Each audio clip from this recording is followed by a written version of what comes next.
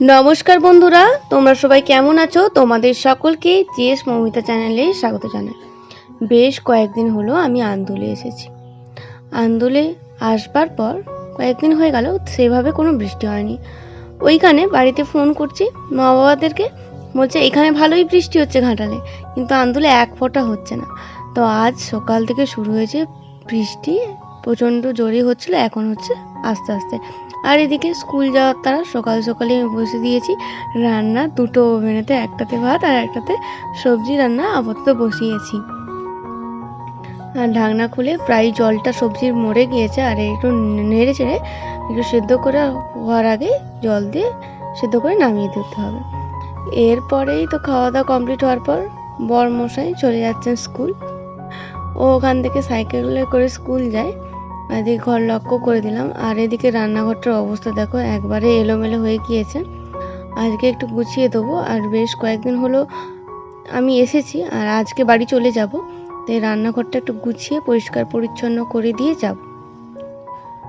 তো এইভাবে ডিব্বাগুলোতে আমি আগে থেকে নিয়ে নিয়েছি চাল, আটা, ময়দা সমস্ত কিছুই ঢেলে প্যাকেট থেকে, আর সমস্ত ডিবাতে এভাবে রেখে দিয়ে সাজিয়ে গুছিয়ে দিয়ে তারপরে আমার ছুটি। তারপর আমি আমার শ্বশুরবাড়ি চলে যাব। আর এই চিঁড়েগুলো দেখছি, এগুলো অনেক দিনই এনেছিল আর মিই গেছে, ডিবাতে থাকলেও চিঁড়ে অনেক দিন মিই যায়। আপাতত আমার সমস্ত কিছুই কমপ্লিট গোছানো। এখানে অল্পই সামগ্রী, বাসন বলো, ডিবাডিবি বলো, জিনিসপত্র অল্পই আছে। আসলে আমি তো এখানে আসি কম, তাই জিনিসপত্র কম। চলো ফাঁকটায় গিয়ে একটু দেখাই আকাশের অবস্থাটা একটু কী। এইখানটাতেই রয়েছে সামনের একটা তুলসী মঞ্চ, যাদের বাড়িতে ভাড়া থাকি তাদের এই তুলসী মঞ্চটা। আকাশের অবস্থাটা দেখো একবার, যেন মনে হচ্ছে এক্ষুনি অঝোর নয়নে আকাশ কাঁদতে বসবে। তো একটু অঝোর নয়নে কাঁদুক, আমিও চাই। বেশ কয়েকদিন হলেও আমি এখানে এসেছি, কিন্তু একটু বৃষ্টি হয়নি, অথচ ওয়েদারটা প্রচণ্ড গুমোট ছিল। আজ যাও, বৃষ্টিতে গাছপালাগুলো হেসে খুশে নাচ গান করছে, দেখছো গাছেরা কীভাবে গান নাচ করছে বৃষ্টি হওয়ার আনন্দে। আর এই হচ্ছে বাইরের দিকটা, যেটা আমি জানলা থেকে তোমাদের দেখাচ্ছিলাম। বৃষ্টি শুরু হয়ে গিয়েছে এরপরে। তো বৃষ্টি হওয়াতে বেশ আজকে এখানে ঘুমটা ভালোই হতো যদি এখানে থাকতাম, কিন্তু বৃষ্টি থামলে আজকে আমরা চলে যাব বাড়ি। ও আসবার পরই, এরপরই আমি বাড়ি যাওয়ার আগেই কিছু খাবার বানিয়ে নেব, যেহেতু বৃষ্টি হচ্ছে আর পাঁশকুড়াতে নেমে সেরকম কিছু কেনাকাটা করতে পারবো না খাবার দাবার।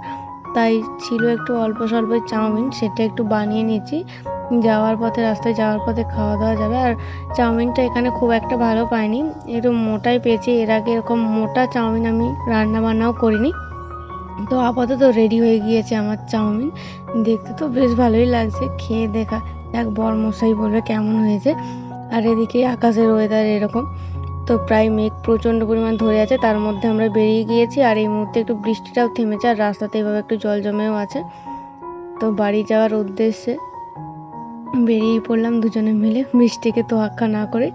আর এদিকে দেখছো বড় বড় ট্রেন লাইনের উপর মেশিন বসছে। সামনের সপ্তাহে সেভাবে কোনো ট্রেন চলবে না আন্দুল থেকে, মানে আন্দুলে এই লাইনটা মানে জয়েন করা হবে, নতুন একটা পাত বসেছে ট্রেন লাইনে। তো আমি বাড়ি চলে যাচ্ছি, পরের সপ্তাহে বাড়ি যেতেও পারবো না, এত মানে ট্রেন বন্ধ মারাত্মক লেভেলের। এক এক দিনের 50টা ট্রেন বন্ধ আছে, এক এক দিনে 45টা বন্ধ আছে, তো একবারেই ট্রেন চলবে না। তাই আজকে আমি বাড়ি চলে যাচ্ছি। আর আমার গপু সোনারও সামনেই রয়েছে রথ, তো ওর জন্য মনটাও একটু খারাপ করছিল। আর এদিকে ট্রেনে বসে গিয়েছি, আর ট্রেনটা প্রচণ্ড ফাঁকা ফাঁকা ছিল। আর ট্রেনে উঠলে ভারী মজার বিষয় হচ্ছে এই খাবারগুলো যখন বিক্রি করতে আসে হোকাররা, কিনে খেতে বেশ ভালোই লাগে এই ধরনের মিক্স ঝুড়িটা। আর আমরা ট্রেন ফাঁকা থাকার সত্ত্বেও পেছনের দিকে গিয়েই বসলাম দুজনে মিলে। আর একে তো আকাশটা এরকম কালো হয়ে আছে, আর ট্রেনের ভেতর থেকে ওয়েদারটা বেশ বৃষ্টি বৃষ্টি ভেজা ভেজা, আমার বেশ ভালোই লাগছিল।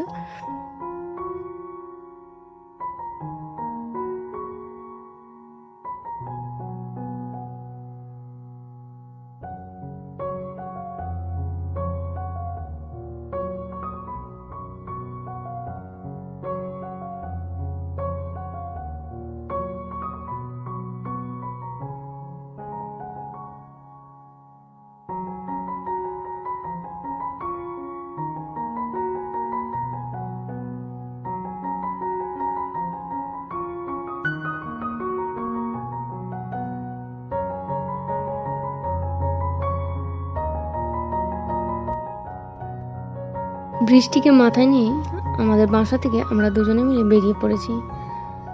ভাবছিলাম এই বৃষ্টিটা এলো বুঝি, আমরা হেঁটে হেঁটে যাব স্টেশন অবধি আর বৃষ্টিটা চলে আসবে। যাই হোক, বৃষ্টিটা এলো না। এর মধ্যে আমরা আসবার পরে 5-10 মিনিট ওয়েট করবার পরে ট্রেন পেয়ে গেলাম। এরপরে পাঁশকুড়াতে নেমে টুক করে বাসারিটা উঠে পড়লেই ব্যাস, আর কোনো চিন্তা নেই। এরপর বৃষ্টিও কোনো অসুবিধা নেই। ট্রেন থেকে বসে ভারী সুন্দর লাগছে ওই ভিউটা দেখতে, তাই না?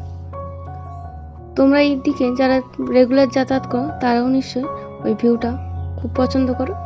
আমারও নদীর ভিউটা বেশ ভালো লাগছে। ওই দিকে দেখো, ওই যে ট্রেন লাইনটা আছে ব্রিজের ওপর, ওই দিকেও একটা ট্রেন যাচ্ছিল। ট্রেনে বসে ওই দিকটা দেখতে বেশ ভারী সুন্দর লাগছে। আর এই নদীটাও আমার ভারী সুন্দর লাগে, এত চওড়া না। ট্রেনে বসেও সেই সুন্দর সুন্দর ভিউগুলো দেখতে দেখতেই আমার ভারী সময়টা কাটে। তাই ট্রেন জার্নিটা আমার বরাবরই খুবই প্রিয়।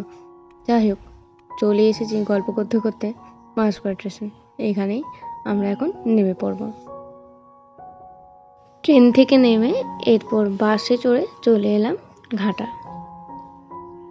বাড়ি ঢুকবার আগেই মিষ্টির দোকানে সোজা চলে গেলাম। গিয়েই আমার গপু সোনা তার জন্য মিষ্টি কিনে নিলাম। তো ব্লগটা এখানে এন্ড করছি। দেখা হবে নেক্সট ব্লগে। এখন মতন টাটা।